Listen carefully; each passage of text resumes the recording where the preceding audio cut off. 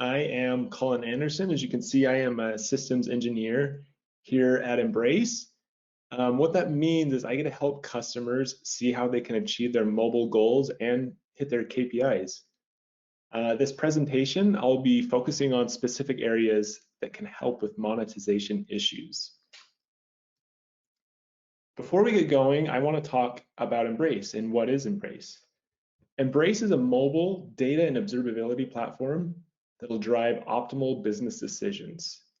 We do that by collecting 100% of the data from 100% of user sessions. That's unique in this space because a lot of competitors will only sample data. We'll collect every single session. We also track metrics across the segments that you care about, such as releases, features, regions, and even devices. We will also provide proactive alerting to help reduce issue resolution timelines. With that, I want to talk about the agenda for today. The agenda will be to go through the importance in goal making, the importance of goals in making revenue decisions. We'll be going through failures in ads, failures in purchases, failures in alerting, and finally, failures in app performance. So throughout this presentation, you'll see snippets of the user experience and also dashboards. The goals should determine the KPIs. For every business, it's going to be a little bit different. The only constant in mobile is change, and the key to success is maximizing the return from limited resources. We're going to cover a lot of use cases based on just the sheer amount of data we collect, but by having all this data, you can pick and choose the data that will be applicable to your business case. And the one thing you're going to want to walk away with today is how can you reclaim revenue that's lost due to technical failures? That will be the focus of this. We'll go through this, and again, if you have any questions, feel free to write them in the chat box and we'll go through them. Where we're going to start today is ads. Why I want to start here is nobody is going to call and complain that they're not seeing an ad in your app. Customers, honestly, nobody wants to see an ad. As somebody that owns an app, you would want to see that though, so you can collect money. You want to make sure that you are monetizing your app in every way you can. Failures in ads will lead to a drop in revenue. So the first part is, do you know your ad failure rate? Do you know the impact of ad vendors on performance, such as freezes and also ANRs? Do you also know when your ad vendors are 100% failing? In this next slide, we'll be going through some screenshots of the Embrace user experience, and I'll show you how these answers can be we can directly answer these by showing parts of the Embrace dashboard. What we're looking at here is just a small part of the Embrace monitoring suite. This is a screenshot actually from our device side network monitoring page. Where I want you to focus is that blue line, the clicksupersonicads.com. Nearly 85% of their ad videos are failing. I want to just pose a rhetorical question here, but what would it mean for your business if 85% of your network calls were failing for an ad vendor? I'm assuming it would have a big financial impact, specifically on video ads, because those tend to provide more income than just a pop-up or a banner ad. The next screen I want to walk you through is this comparison. So you can see a version over version comparison. You can monitor your performance within your app. So that previous slide I was showing you was the network calls page. This is that comparison version over version for your app. So you can see all these different ANR percentages. You can see slower performing ad vendors can cause ANRs, and you can see that clearly through your different version comparison. You can see which version is causing more issues. Maybe you have a different ad vendor in a different version of your app. You'd be able to directly see the ANRs caused by that. This screen will help you see what your ANR rate version is version over version. And really why this is important to you is because a higher ANR ratio can hurt your ranking in the app stores and it'll also hurt your discoverability in the Play and App Store. This will help you be on top of your ANR rate and make sure that your ad vendor isn't causing a spike in your ANRs. Not only can you see your ANR metrics, but we also allow you to dive in to your ANRs and see exactly what is causing those ANRs. You can see the second method down is an ad SDK, and it's impacting nearly 22% of users. So this one specific ad vendor is causing a bunch of headaches for not only users in your app, but it's also causing more ANRs that will, again, lower your App Store ranking. How would you handle that? How would you handle that today? We will show that, and then we'll allow you to dig in further and see all those sessions where those ANRs are occurring and the result of the ad SDK causing those ANRs. This screen will kind of show you, so the previous slide we walked through the methods that were causing ANRs. This slide is showing once you drill down into that specific method that's causing the ANR. Look at the red line up here at the top, and you'll see there's a failed network call that starts at the top, and then it leads into an ANR. You can see the ANR sample. You can see how long the ANR lasts, and also the different methods and what's happening during that ANR. This is the kind of granularity and context you're able to capture with Embrace. You not only see that an ad SDK is causing an ANR, but you can also see the impact that it has on a user and how long it lasts before it completes. So to recap for ads, our solutions are, the first part is, do you know your ad failure rate? We allow you to monitor network traffic device side. That's important because backend monitoring isn't enough. Backend monitoring will show you everything looks fine, but the client side or the device side will show you how a user is actually experiencing your mobile ad, your mobile app, and the network traffic associated with it. Do you know the impact of ad vendors on performance? This, as I showed, we can allow you to connect failing network calls to the underlying user sessions. So no longer are those just random stats for network trafficking, but you can see how that directly impacts users. You're also able to quantify ANRs caused by ad vendors. That way you know which ad vendor is causing ANRs, and then again, you can see the impact it has for a direct user session. The last part is, do you know when your ad vendors are failing 100%? And the answer is yes, you're able to set up proactive alerts. We'll talk a little bit more about that later on in the presentation. And based off of those alerts, you can set up back-end kill switches as well. So that way you can prevent being lowered in the App Store rankings. The last part of this is, what can you do about bad ad vendors? The first part will be understanding the business impact with hard data. If 80% of your ad calls are failing, like I showed, what does that mean to your business? The next part will be web thread monitoring. So this is something you need to embrace. On iOS, when JavaScript threads terminate, oftentimes your users will see a blank white view where content used to be or where it should be. We can detect that. And we can also reload that page, reload that video ad, so then you can still capture that ad revenue.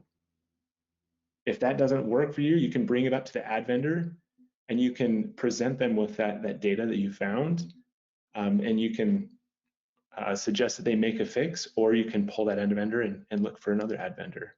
But that way you're in control and you know exactly what ad vendors are impacting your app and in what way. The next flow we'll go through is purchases. Failures and purchases, and these are the key questions you want to talk about. Where and why are your users dropping out of funnels? How can you surface technical failures in your purchase flow? How can you surface unknown failure types that you haven't even anticipated? And how can you monitor payment endpoints? This is a screenshot of our error logging pages. You can see at the top, you have your log property keys, and it's focused on payment type. Below that, you can assign a property value to that property key. And in this case, you can see Apple Pay. I show this example because a lot of times customers have more issues with Apple Pay, or maybe it's PayPal or even Android Pay. This would be able to surface that, and it allows you to find out quickly if you're having a bigger issue with certain payment types than other payment types. Once you find that out, you're able to, again, drill into those specific property values. So in this case, Apple Pay, and you can see all the sessions tied to that and what led up to that failure. For those of you on this call, I just want you to think about what payment type causes the most issues for your team. Can you answer that question? If not, how can you find that out? As you can see, you can find that out through Embrace and property keys and property values.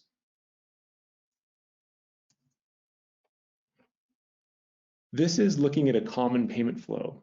So what you're seeing on the screen is a screenshot of our app performance page. As you can see, there's add to cart, checkout, and purchase. Within each of those sections, you have the completion percentage, along with the median duration for those moments. But you also have the incomplete, and those are broken down by stalled and abandoned. Both of those will allow you to track performance for these different flows. And importantly, you can track these version over version. What percentage of your users are falling out of your funnel due to technical failures? Is that a question you or your team can answer? A lot of times you'll have analytics around that, and you can see kind of a user behavior. This will show the technical flow as well, let you see if your cart is failing specifically. Oftentimes, customers will lean just on those analytics. But if you're only using analytics, you're going to, again, miss the technical side of that, the device issues. If I drill down into one of those failures, so before we were showing the add to cart and so on, this is one of those moments. So if I click it on the incomplete, you can see this is broken down by stalled and also abandoned. This shows you which of those sessions failed, which ones stalled. So as you can see, the percentage hovered around just above 3%, and then it dropped on August 25th down to 0%, and then it spiked back up on August 27th. This will allow you to see those sessions, and so you can drill down into it and see what was causing, again, those failures or those stalls when adding to cart. Once I drill down into those, I have the sessions that are associated with that. I have every one of those sessions, and as you'll notice at the top, I have additional filters. So I can filter based off of a device, manufacturer, a country, and also versions of the app as well. We allow you to slice that data however you'd like, so you can drill down and get to the root cause of the issue. To review solutions and purchases, where and why are users dropping out of your funnels? We can help with that by tracking timing and outcome, including your user behavior of key flows. How can you surface technical failures in your purchase flow?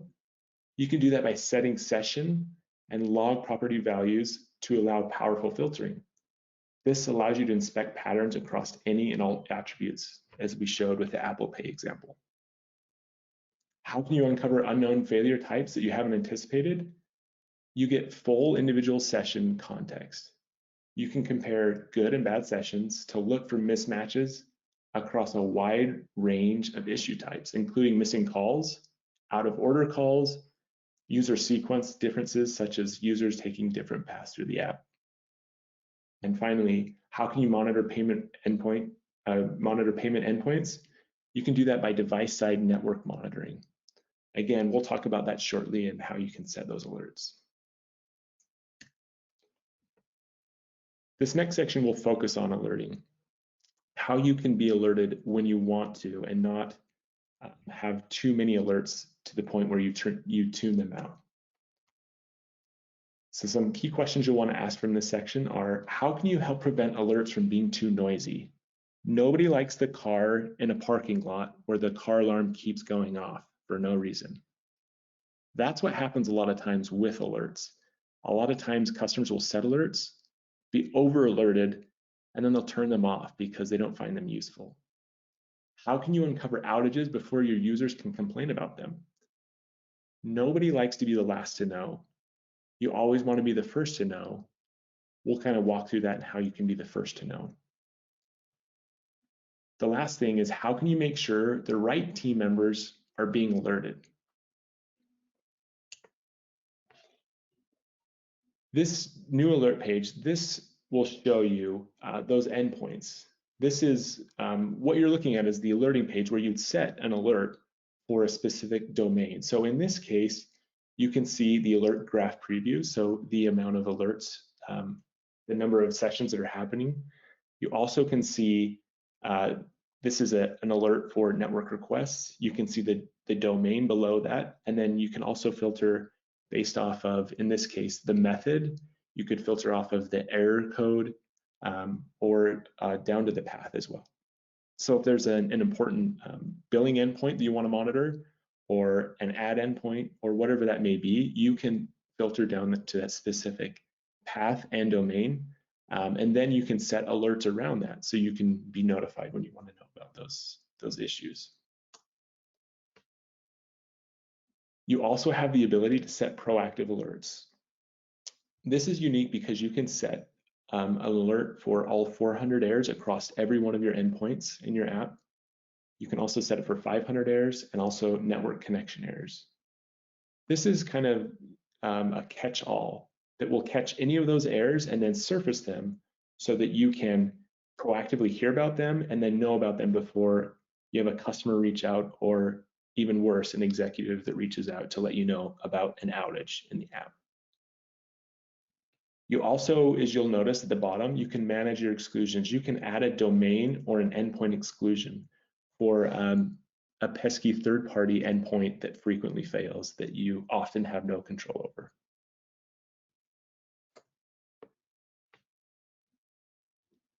So to review alerting, how can you prevent alerts from being too noisy? You have full customization across issue type, time window, and thresholds. You can monitor, you can uncover outages before your users can, before they can complain about them, by targeted coverage with proactive alerts for outages. How can you make sure the right team members are being alerted?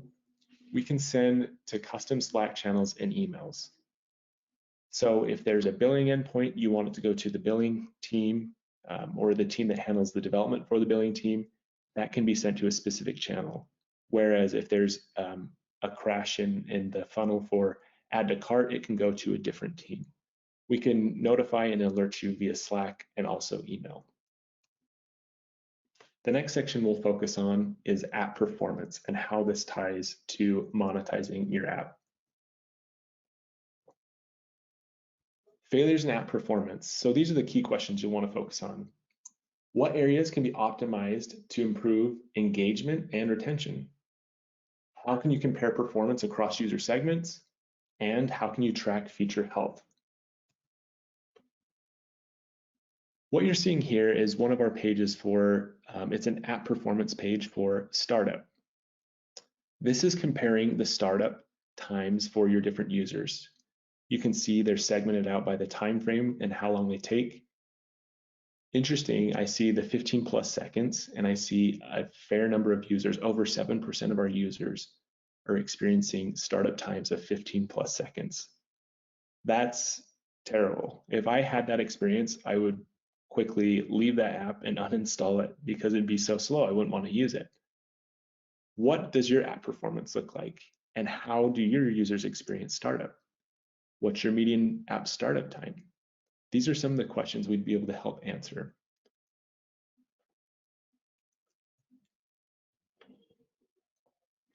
E-commerce companies tend to have a lot of OOMs, as we call them, out of memory issues.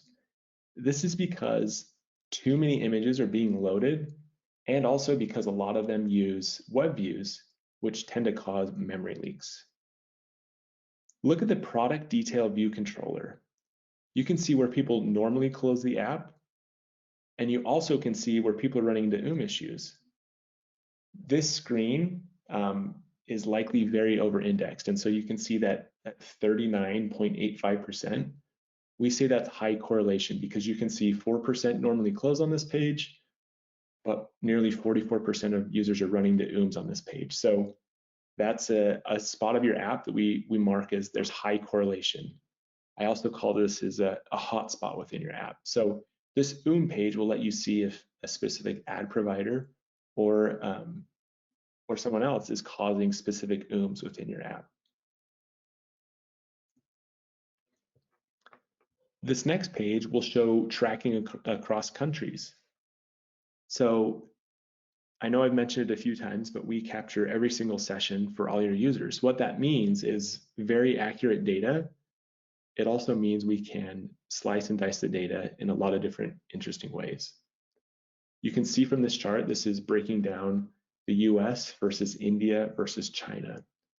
These are metrics that this customer has set up. So in this case, you can see the A&R percentages and how they compare country over country, app health, cold start, low memory, and so on. This will allow you to quickly track how your app is performing in different markets. Maybe you're launching your app in a new market and you want to know how that new market is performing. This will allow you to compare each country and see exactly how that is performing. With all that information, you can see that, but you can also roll those up into customized dashboards.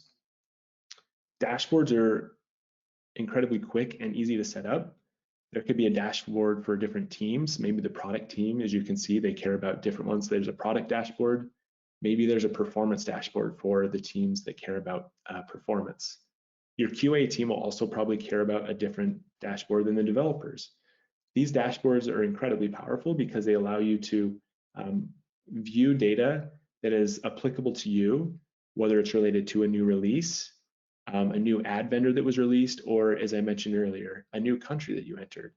This would allow you to quickly look at that and see how your app is performing in those different areas. So let's take a look at a dashboard. This, as you can see, is a dashboard that is monitoring different ad SDKs and specifically the crashes within those ad SDKs.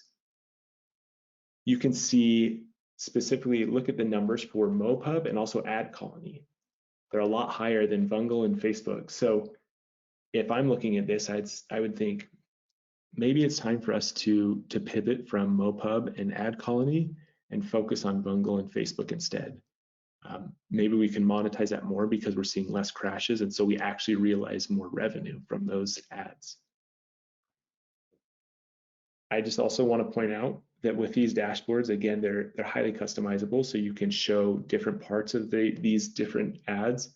You can also bring in those moments we talked about earlier with the add to cart failures. You can pull those in so you can have customizable data that you can see quickly at a glance.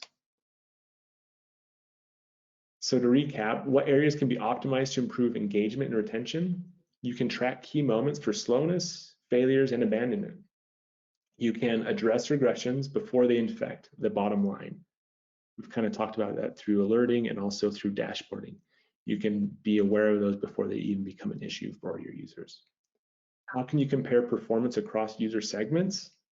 You can track key moments and filter by any segment and also attribute. You also have the ability to directly compare on dashboards. How can you track feature health? Create team-specific dashboards to track stability, performance, and adoption. So in summary, every business needs visibility that'll help it hit its unique goals and monetization strategies. Mobile requires high fidelity data because of its many variables. Sampling data will not be sufficient when you're trying to make business decisions. Comprehensive session data opens up worlds of optimization opportunities. You will be able to accurately look at your data and also forecast and build projections based off of that data. And finally, if you can't measure it, you can't improve it. So as I've gone through this presentation, if there's been moments, whether it's alerting, those performance timers, ad failure rate, if any of those have struck a chord and made you think, what are we doing here? we'd be happy to talk about that and go through that in detail.